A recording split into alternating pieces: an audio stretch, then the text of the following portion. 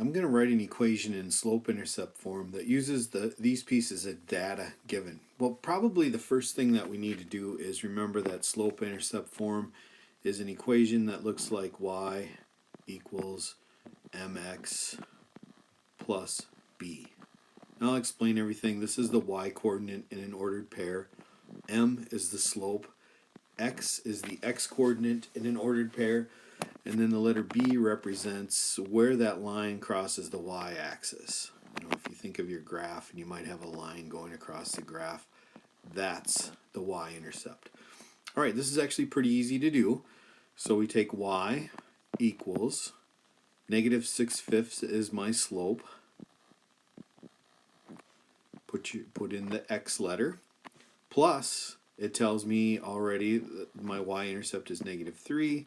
So I just write that negative 3 in there like that, and I'm done. So this is actually a pretty easy equation to write. They've given you a lot of information. Probably the hard thing would be remembering this formula, but if you practice that formula enough times, you'll remember it.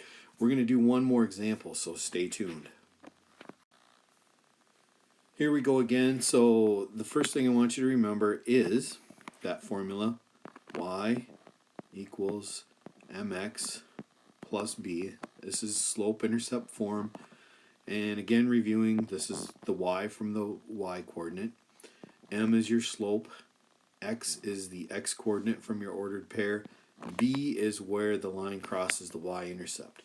Now I need to just take my information that they've given me, and we start out by writing y equals, here's my slope, so I do my 5/2, and I just leave that as a fraction.